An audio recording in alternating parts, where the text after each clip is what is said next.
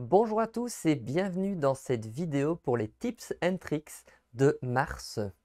Alors, dans cette vidéo, nous allons parler de différents points. Nous allons commencer par les versements anticipés, comment activer la tâche de manière groupée et comment fonctionne-t-elle. Nous allons ensuite également parler du listing annuel, comment être sûr que la tâche est bien activée pour tous les clients et comment fonctionne cette tâche. Vous avez été aussi nombreux à nous demander comment mettre à jour votre lettre de mission. Je vous montrerai brièvement comment faire. Nous parlerons ensuite de notre dernier e-learning et je vous montrerai aussi rapidement que notre documentation, notre manuel en ligne est régulièrement mis à jour. A tout de suite!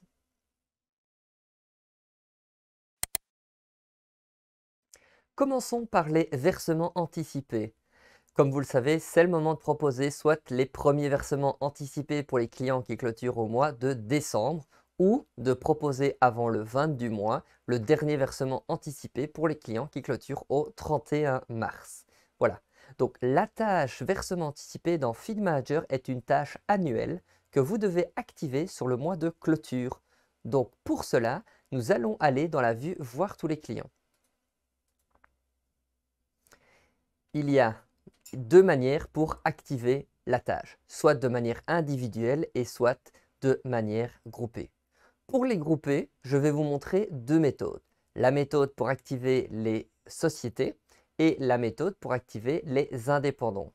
Si nous glissons sur la droite jusqu'à la colonne clôture des sociétés, puisque la tâche doit être activée sur le mois de clôture, il est important, si vous voulez faire des modifications et des activations groupées de tâches, de toujours le faire en fonction du mois de clôture. Si nous filtrons sur la tâche clôture des sociétés, nous allons dans le deuxième cadre et nous pouvons sélectionner par exemple en mars tous les ans.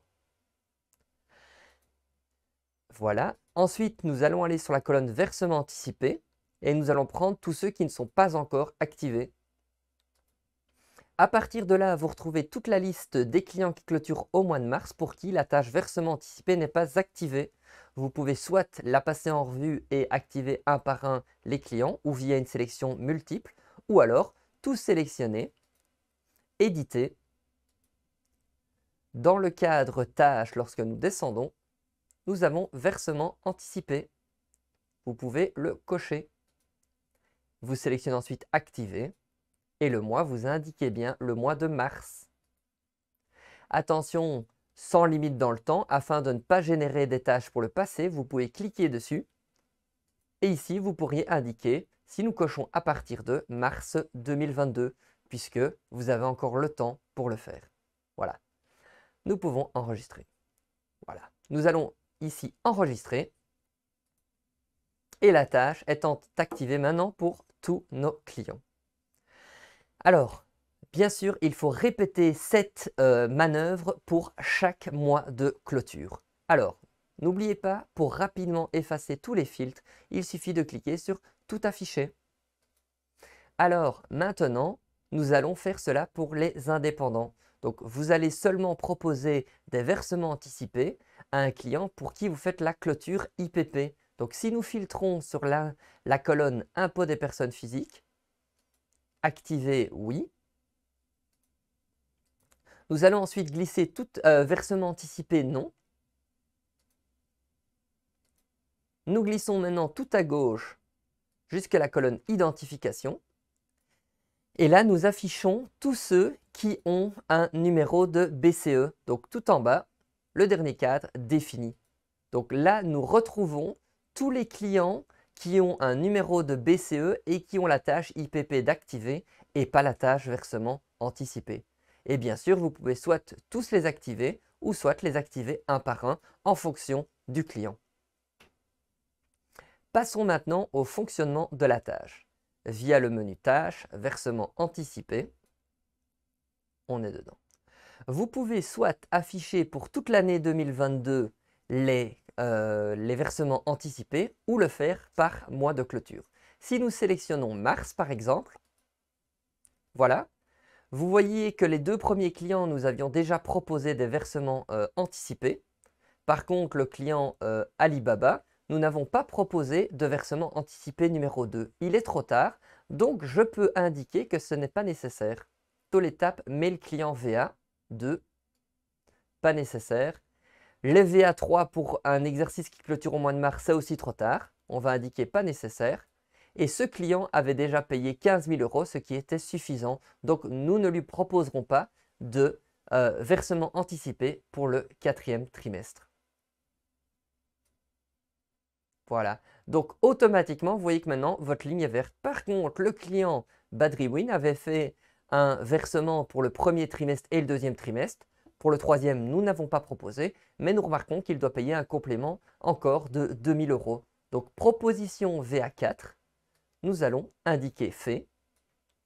Vous remarquez qu'automatiquement, le mail se génère. Nous allons indiquer le montant du complément. Donc, mettons 2 000. Nous enregistrons et nous pouvons ouvrir le mail. Voilà, le mail est maintenant prêt à être envoyé. Ici, le texte est en néerlandais car c'est un client néerlandophone. Mais vous pouvez bien remarquer que les 2 000 € sont complétés et que c'est à payer avant le 18 du 3. Nous calculons automatiquement les jours ouvrables. Donc, si le 20 tombe un dimanche, automatiquement, nous proposons le 18 du 3. Nous pouvons envoyer le mail. Et automatiquement, notre ligne devient verte. Nous pouvons sélectionner l'année complète 2022 si nous souhaitons voir les différentes clôtures. Voilà.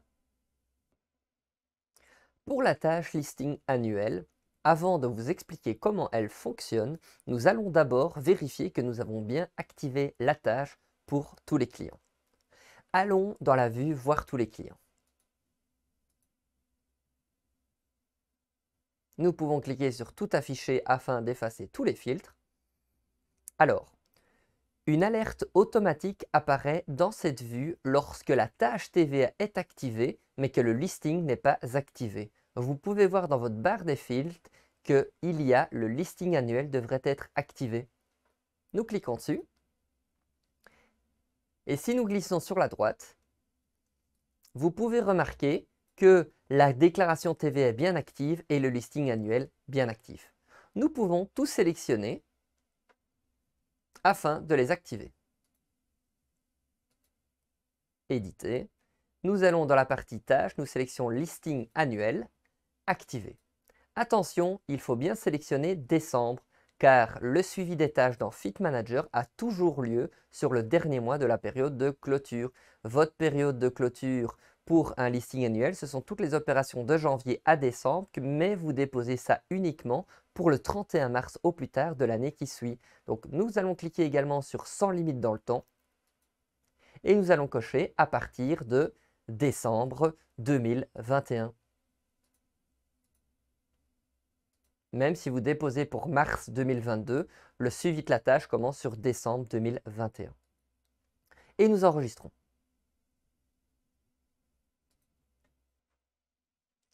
Deuxième vérification que nous pouvons faire, c'est vérifier toutes les fiches clients qui ont un numéro de TVA via la colonne Identification. Nous sélectionnons numéro de TVA défini et qui n'ont pas de listing annuel d'activé. Donc nous retournons sur la gauche, listing annuel non activé. Voilà, et là nous pouvons passer en revue les différents clients pour qui la tâche est non activée, afin de savoir s'il faut l'activer. Le point d'exclamation orange signifie que la tâche n'est pas activée, mais qu'un document qui est lié à la tâche listing annuel est classé dans la fiche du client. La période des clôtures a commencé, donc Field Manager vous simplifie la vie. Dans votre suivi des tâches, il est possible d'activer une procédure interne avec une checklist. Laissez-moi vous montrer comment l'activer et à quoi ressemble-t-elle. Via les paramètres des tâches, nous sélectionnons Clôture des sociétés et dans les colonnes désactivées, nous activons Procédure ISOC. Nous allons ensuite dans la tâche Clôture des sociétés et vous remarquez qu'il y a une colonne Procédure ISOC avec un petit calepin. Si nous ouvrons cette procédure ISOC, cela vous permet de répondre à toute une série de questions qui sont en fonction des différentes classes de plan comptable. Alors, bien sûr, l'intérêt de celle-là peut être un junior pour qu'il n'oublie rien avant de demander au senior de corriger le dossier, ou tout simplement quelqu'un qui travaille tout seul afin de ne rien oublier. Cette checklist vient de Be Excellent.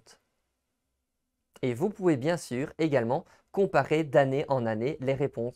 Vous voyez que sur la partie droite, c'est la clôture de 2020 et sur la partie de gauche, ce sont les réponses. Il est possible de copier automatiquement les réponses via la petite flèche entre les deux périodes et automatiquement, ça se complète. Et quand les réponses sont différentes d'une année à l'autre, vous pouvez le remarquer via le petit égal barré en bleu.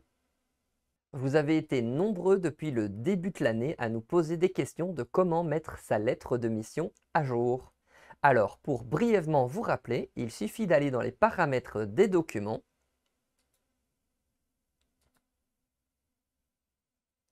Vous recherchez lettre de mission. Vous sélectionnez le type de document et vous pouvez remarquer que vous avez le document qui apparaît dans les modèles de documents. Vous remarquerez qu'il est désactivé dans notre cas. Rien ne vous empêche de l'activer ou de simplement le télécharger pour le mettre à jour. Vous pouvez ensuite le réimporter. Alors, pour plus d'explications de comment modifier sa lettre de mission, je vous invite à aller dans le point d'interrogation, Centre d'aide. Vous pouvez alors chercher « Modifier un modèle de document » et vous retrouvez une explication complète de comment modifier votre modèle de document. Bien sûr, il existe aussi un e-learning qui vous explique comment personnaliser les documents. Et tout ça se retrouve dans notre plateforme de e-learning qui sont des formations en ligne. Notre manuel en ligne est constamment mis à jour avec les nouveautés qui sont ajoutées.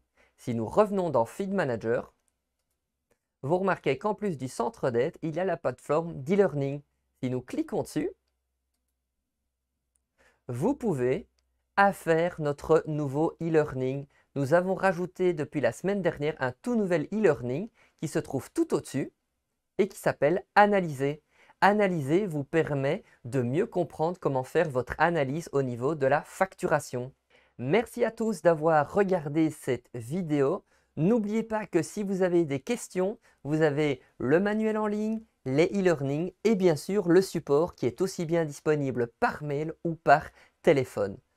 N'oubliez pas de vous abonner à notre chaîne YouTube afin d'avoir les dernières vidéos que nous postons. Excellente journée à tous et à très bientôt.